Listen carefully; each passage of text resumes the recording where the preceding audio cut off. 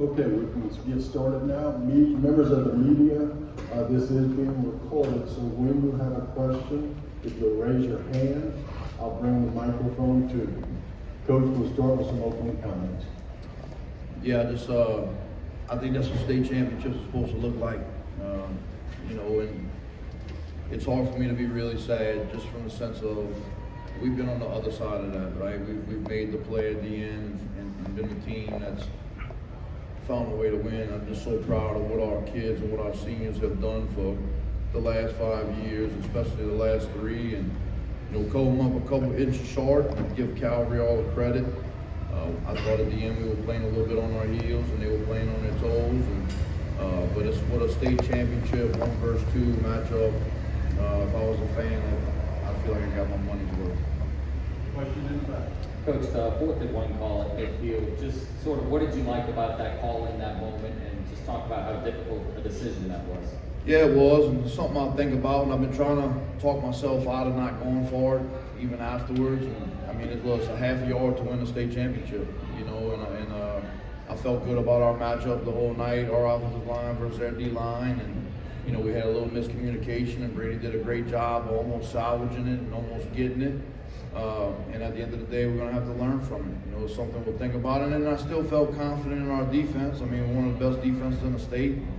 Go out there, and I just, again, we didn't get it done. A lot of that I could give, tip the hat to Calvary. I think it was more about what they did, not what we didn't do. Question.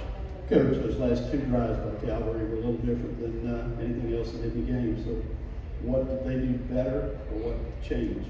Yeah, I just think what I said. I thought that we were kind of playing on our heels, trying to just not lose the game, and they were trying to play to win the game. And not our calls weren't any different. I thought we were still being aggressive in what we were doing defensively, but I thought their kids had a little bit of a mindset, and we were kind of playing like, okay, we got a 9-point lead, let's kind of hang on instead of just finishing the game and winning the game.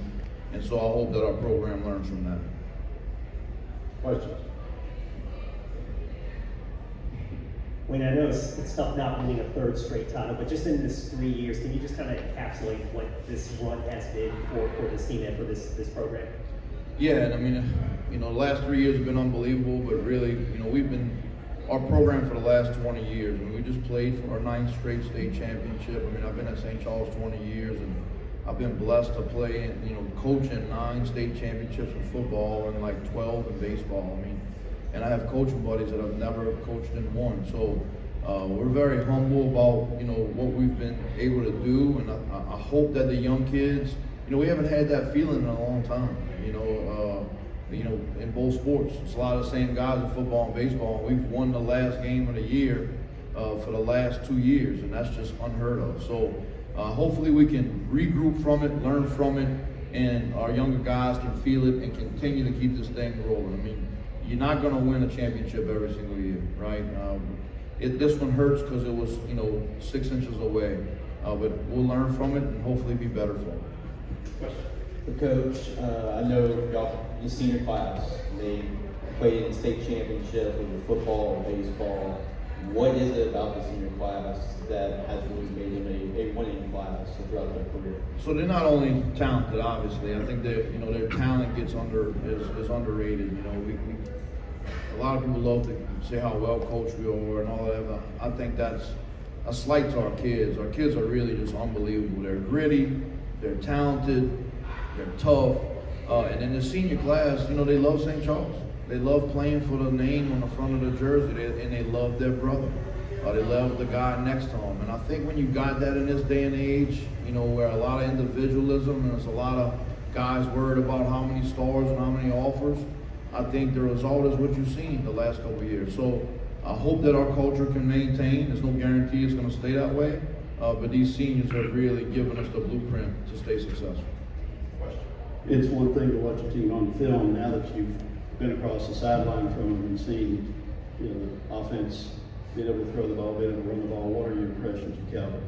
I think they're a good football team. I mean, I thought that going in. I thought I knew it'd be a heavyweight war, and there were a lot of ebbs and flows in the game. I thought we came out in the second half and defensively you know, we turned the page and kind of took the momentum back, and I thought we had a chance to kind of put them away there, and we didn't, and we let them hang around, and then they did what good football teams do. You know, they found a way to win. I really felt like if we got it into a late fourth quarter, that'd be our advantage, because we kind of been in those more than they have this year. But, you know, give credit to their coaching staff and their kids for finding a way to get it done at the end. For the players, can you kind of describe the experience of getting back into the dome again? And like Coach said, you guys have been on the other side of this. You had a big comeback last year. First of all, I'm blessed. It was our 5th straight year being in the state championship. Lost my 8th and 9th grade year, won my sophomore year, my junior year, and you know, it's just a blessing to be here because we're just used to it now. But you know, not everybody can do what we do. So yeah, I'm just blessed to be here and have the opportunities that God has given me and my coaches. Yeah, touching on what Daniel said, and just it's a great honor to be here this many times. I mean, not every school, every player gets the chance to do that. And, obviously, it's sad to not finish out your senior year the way you wanted to, but I guess that's just how things go. Jeremiah looked at me and he was just like, you know, man, it was a plan, bro. It was just how God wanted it to go, and things happened. So. Back to what Daniel said, I'm really blessed to be here. This is my first year playing in the state, so I'm just really blessed to be here. And I gave it my heart, and I feel like my team gave it all, and it happened. We wanted it to happen. We're gonna come back strong. Question.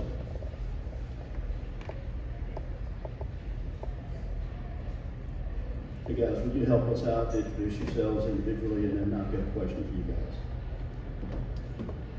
Daniel Joseph, number 4, wide receiver, 5'24". Brady St. Pierre, quarterback, number 12, senior. Jeremiah Wells, number 3, senior. Okay guys, you were at a lead, late, 4 minutes left.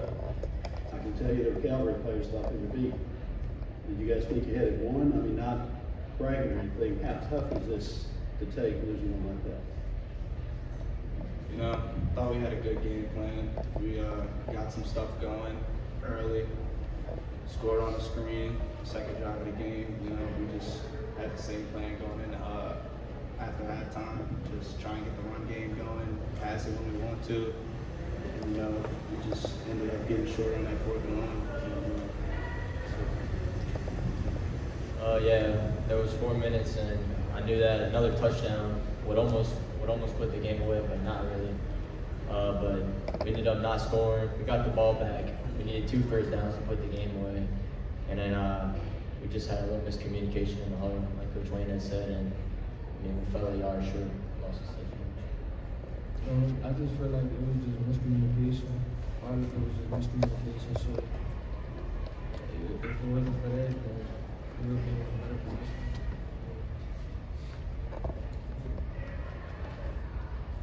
All right, my question is for QB1, Brady St. Pierre.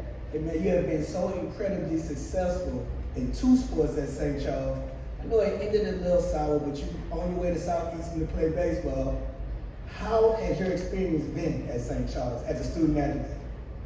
Yeah, you know, I grew up watching all these guys play, and St. Charles have had success before we got here. And just to see the community of St. Charles have success, I wanted to be a Common my whole life, and then I fell into the footsteps. I made it to 5 straight championships in football. My first year on varsity in 9th grade for baseball. We made it to 3 since my 9th to junior year. So I mean, next year I got another year of baseball, which I'm not gonna let pass me, and look forward to college, because high school is just where you dream of playing high school football, high school baseball, and you never get these days back. So I definitely keep the pace slow, and definitely enjoy the rest of my high school season. Question.